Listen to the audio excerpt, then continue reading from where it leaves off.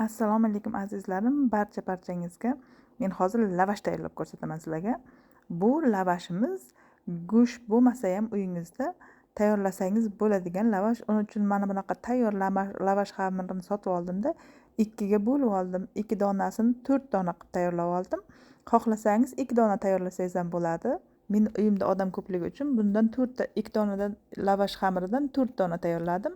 Mana bodringni, pomidorlarni qo'yib, ustiga mayonez ketchupni sepib chiqasiz. Uyingizda bor narsadan nima qilasiz? Foydalanasiz. Mana men nima qildim? Salatlarda qo'yib chiqdim.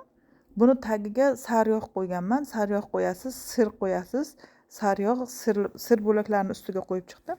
Keyin buni xuddi lavashdek qilib o'rab chiqqanimizda bir tavoga qo'yib, uni 15-20 daqiqacha qizdirib olamiz. Chunki bu hamma narsa pishgan. Qizdirib olganimizdan keyin lavashimiz tayyor, bemalol iste'mol qilsak bo'laveradi. Tayyorlaganlarga yoqimli ishtaha.